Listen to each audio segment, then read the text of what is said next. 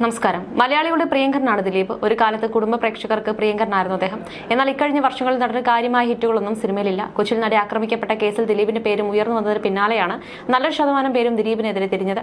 ഇപ്പോഴും നടിയുടെ കേസിന് പിന്നാലെ പരക്കം പാഞ്ഞുകൊണ്ടിരിക്കുകയാണ് ദിലീപ്. കേസിന് പിന്നാലെ പലരും ദിലീപിനെ പിന്തുണച്ചുകൊണ്ടും എതിർത്തുകൊണ്ടും രംഗത്തെത്തിയിരുന്നു. കേരളക്കരയാകെ പിടിച്ചുകൊലുക്കിയ സംഭവമായിരുന്നു കൊച്ചിയിൽ നടി ആക്രമിക്കപ്പെട്ടത്. ജനപ്രിയ നായകനായി തിളങ്ങി നിൽക്കുന്ന വേളയിലായിരുന്നു നടി ആക്രമിക്കപ്പെട്ട കേസ് പുറത്തുവരുന്നത്. ദിലീപിന്റെ പേരും ഉയർന്നു കേട്ടതോടെ നടനെ അനുകൂലിക്കുന്നവരും പ്രതികൂലിക്കുന്നവരും രംഗത്തെത്തിയിരുന്നു. 2017 ഫെബ്രുവരി 17-നാണ് തൃശൂരിൽ നിന്ന് കൊച്ചിയിലേക്കുള്ള യാത്രയ്ക്കിടെ നടി ആക്രമിക്കപ്പെട്ടത്. കൊട്ടേഷൻ സംഘങ്ങൾ ആദ്യം പിടിയിലായ കേസിൽ മാസങ്ങൾ പിന്നിട്ടപ്പോഴാണ് ദിലീപിന്റെ പേര് ഉയർന്നു കേട്ടത്. പിന്നാലെ നടന്റെ അറസ്റ്റും രേഖപ്പെടുത്തി. പലരും പരസ്യമായി തന്നെയാണ് നടനൊപ്പം നിന്നത്. ചിലരാകട്ടെ ദിലീപിനെ എതിർത്തുകൊണ്ടാണ് നിന്നിരുന്നത്. ഇതിലൊന്നും അഭിപ്രായം പറയാതെ നിന്നവരും ഏറെയുണ്ട്. ഇപ്പോൾ കേസിലെ വിചാരണ നടപടികൾ അവസാന ഘട്ടത്തിലേക്ക് കടന്നിരിക്കുകയാണ്. ഇപ്പോഴത്തെ കേസ് അന്തിമഘട്ടത്തിലേക്ക് നിൽക്കുന്ന വേളയിൽ ദിലീപിനെ കുറിച്ചും നടി ആക്രമിക്കപ്പെട്ട കേസിൽ ദിലീപിനെ പിന്തുണയ്ക്കാനുള്ള കാരണത്തെക്കുറിച്ചും എല്ലാം തുറന്ന് സംസാരിക്കുകയാണ് നടൻ മഹേഷ്. നടി ആക്രമിക്കപ്പെട്ട കേസിൽ ദിലീപിന് അനുകൂലമായി സംസാരിച്ചതിന്റെ പേരിൽ ഒട്ടനവധി വ്യക്തി അധിക്ഷേപങ്ങൾക്ക് ഇരയാകേണ്ടി വന്നിട്ടുണ്ടെന്ന് നടൻ പറയുന്നു. ഒരു യൂട്യൂബ് ചാനൽ നൽകിയ അഭിമുഖത്തിൽ സംസാരിക്കവെയാണ് അദ്ദേഹം ഇതേക്കുറിച്ചെല്ലാം തുറന്ന് സംസാരിക്കുന്നത്. കേസിന് തുടക്കം മുതൽ ചാനൽ ചർച്ചകളിൽ ദിലീപിന് വേണ്ടി നിരന്തരം വാദിക്കുന്നയാളാണ് മഹേഷ്. 1990-കളിലെ ഒരു സംവിധായകനെതിരെ ഞാൻ കോടതിയിൽ കേസ് കൊടുത്തിട്ടുണ്ട്. വർഷങ്ങളായെങ്കിലും അതിലിതുവരെ ഒരു നടപടിയുമായിട്ടില്ല. ആ സമയത്ത് കേസുമായി ബന്ധപ്പെട്ട് ടിവിയിൽ ചർച്ചയ്ക്ക് വരുന്നവരെ ഒരു വാട്സ്ആപ്പ് ഗ്രൂപ്പ് ഉണ്ടായിരുന്നു. ചാനൽ ഹെഡുകൾ, ചർച്ച നടത്തുന്നവർ, പിന്നെ ചർച്ചയ്ക്ക് വരുന്നവർ തുടങ്ങിയവരായിരുന്നു അതിലുണ്ടായിരുന്നത്.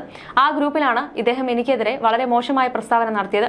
നിന്റെ മക്കളെ കൊണ്ടുപോയി ദിലീപിന് കാഴ്ചവെക്കട എന്നതായിരുന്നു അദ്ദേഹത്തിന്റെ പരാമർശം. ആ സംവിധായകന്റെ സിനിമകളിൽ ഞാൻ അഭിനയിച്ചിട്ടൊക്കെയുണ്ട്.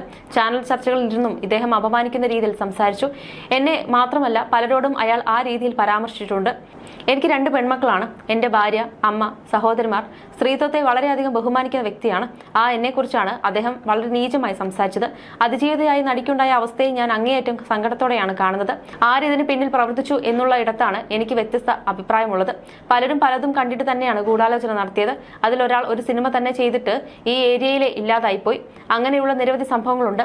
അതായത് ഇതിന് പിന്നിൽ ഒരു കോക്കസ് ഉണ്ട്. WCC അംഗങ്ങളിൽ ആർക്കെങ്കിലും ദിലീപിനെതിരായ ഗൂഢാലോചനയ്ക്ക് പങ്കുള്ളതായിട്ട് എനിക്ക് തോന്നിയിട്ടില്ല. ഒരു കലാകാരനും കലാകാരിക്കും ഇങ്ങനെ ഒന്നും ചെയ്യാൻ സാധിക്കില്ല. പക്ഷേ കലയുടെ പേര് പറഞ്ഞു വന്നവർ തന്നെയാണ് ഇങ്ങനെ ചെയ്തിരിക്കുന്നത്. WCCയിലേക്ക് ആദ്യം പോയ വ്യക്തിയാണ് മഞ്ജു വാര്യർ. പിന്നീട് എന്താണ് അവർ അത് വിട്ടിട്ട് പോയത്? അങ്ങനെ പലരുമുണ്ട്. സ്ത്രീകളുടെ പരാതിയിൽ തന്നെ WCC ചിലർക്കൊപ്പം മാത്രമാണ് നിൽക്കുന്നത്, ചിലർക്കൊപ്പം നിൽക്കുന്നില്ല എന്ന് തുടങ്ങിയ വിമർശനങ്ങളൊക്കെ പലരും പറഞ്ഞും അറിയുന്നുണ്ട്. എന്നാൽ നമ്മൾ അതിൽ പെടാത്ത ആളായതുകൊണ്ട് അഭിപ്രായം പറയാൻ പോകുന്നില്ല. പക്ഷേ അവരുടെ കഠിനാധ്വാനം കൊണ്ടാണ് ഹേമ കമ്മിറ്റി നിലവിൽ വന്നതെന്ന് പറയാതിരിക്കാനാകില്ല. വർഷങ്ങൾക്ക് മുമ്പ് നടന്ന സംഭവങ്ങളിലെ പരാതികളായതുകൊണ്ടാണ് പലതും തെളിയിക്കാനാകാതെ പോയത്. കോടതിക്ക് വേണ്ടത് തെളിവുകളാണല്ലോ. ദിലീപിന്റെ കേസിൽ തന്നെ പറഞ്ഞ ഒരു കാര്യം, ഒരു ടവറിന് കീഴിൽ 2 പേർ വന്നു എന്നതായിരുന്നു.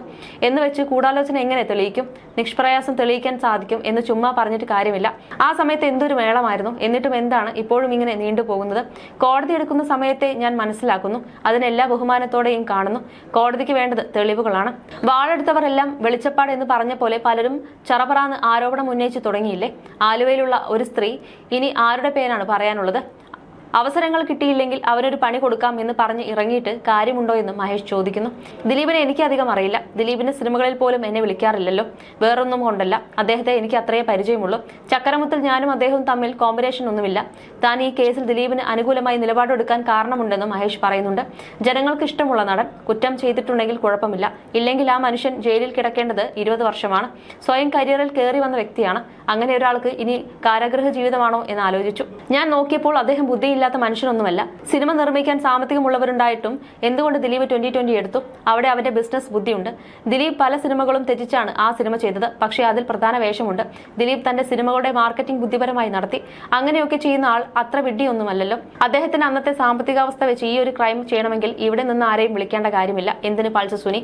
അവൻ പ്രൊഡക്ഷൻ ഡ്രൈവറായി വണ്ടി ഓടിക്കുകയും അത്യാവശ്യം തരികിട പരിപാടികൾ കാണിക്കുകയും ചെയ്യുന്ന ആളാണ്. 2011-2012 കാലഘട്ടത്തിൽ ഇതേപോലൊരു നടിയെ ഇതുപോലെ കൊണ്ടുപോകാൻ ശ്രമിക്കുകയും ചെയ്ത ക്രൈം റെക്കോർഡുള്ള ആളാണ്. അങ്ങനെ ഒരാളെ വീണ്ടും അതേ ക്രൈം ചെയ്യാൻ പ്രേരിപ്പിക്കാൻ മാത്രം വിഡ്ഢിയല്ല ദിലീപ്. കാരണം പോലീസ് എങ്ങനെയാണ് ക്രൈം കണ്ടുപിടിക്കുന്നത്? ഹിസ്റ്ററി നോക്കിയാണ്. ഇതേപോലൊരു ക്രൈം മുമ്പ് ആര് ചെയ്തെന്ന് നോക്കും. അത് വെച്ചാണ് അവർ പെട്ടെന്ന് പ്രതിയിലേക്ക് എത്തുന്നത്. അങ്ങനെയുള്ള പൾസർ സുനിയെ ദിലീപ് ഈ കുറ്റകൃത്യം ചെയ്യാൻ ഏൽപ്പിക്കില്ലെന്നും മഹേഷ് വാദിക്കുന്നു. പൾസർ സുനി നേരിട്ട് കണ്ടാൽ ബോധം കെട്ട് വീഴുന്ന 2 കോടി രൂപയാണ് വാഗ്ദാനം ചെയ്തതെന്ന് പറയുന്നു. പൾസർ സുനി 20 രൂപയ്ക്ക് ചെയ്തേക്കാം. കാരണം സുനിയുടെ സാമ്പത്തിക സ്ഥിതി അതാണ്. പൾസർ സുനിയെ റിമാൻഡ് ചെയ്ത് 2-3 ആഴ്ചകൾക്ക് ശേഷമാണ് പെട്ടെന്ന് ദിലീപിന്റെ പേര് പറയാൻ ഓർമ്മ വരുന്നത്. ഒരു പോലീസുകാരൻ തന്നെ ഫോൺ കൊടുക്കുന്നു. ആ ഫോണിൽ നാദൃശ്യയെ വിളിക്കുന്നു. ദിലീപിന്റെ പേര് പറയുമെന്ന് ഭീഷണിപ്പെടുത്തുന്നു. ഇതിന് പിന്നിലെല്ലാം കോക്കസ് ഉണ്ടെന്നും മഹേഷ് പറയുന്നുണ്ട്. നേരത്തെ ദിലീപ് കുറ്റക്കാരനാണെന്ന് വ്യക്തമാക്കുന്ന തെളിവുകളൊന്നും ഇതുവരെ പോലീസിന് കണ്ടെത്താനായിട്ടില്ലെന്ന് മഹേഷ് പറഞ്ഞിരുന്നു. കേസിന്റെ തുടക്കം മുതലുള്ള പല കാര്യങ്ങളിലും അന്വേഷണം വേണമെന്നും അന്ന് പലരെയും ചോദ്യം ചെയ്യാതെ വിട്ടത് തെറ്റായിപ്പോയെന്നും നടൻ പറയുന്നു. ആക്രമിക്കപ്പെട്ട നടി അന്നത്തെ ദിവസം തൃശൂരിൽ നിന്ന് എറണാകുളത്തേക്ക് വരുന്നുണ്ടെന്ന് പൾസർ സുനി എങ്ങനെ അറിഞ്ഞു എന്നതൊരു ചോദ്യമാണ്. ആരുടെ വർക്കിന് വേണ്ടി വന്നു എന്നുള്ളതൊരു ചോദ്യം. അവരെ ചോദ്യം ചെയ്യേണ്ട എന്നുള്ളതൊരു ചോദ്യം. ഇതിനുത്തരം പോലീസ് തരേണ്ടതല്ലേ? സംഭവം നടന്നതിനു ശേഷം അന്ന് രാത്രി നടിയെ ഒരു നടനും സംവിധായകനുമായ ആളുടെ വീട്ടിൽ കൊണ്ടുവിട്ടു.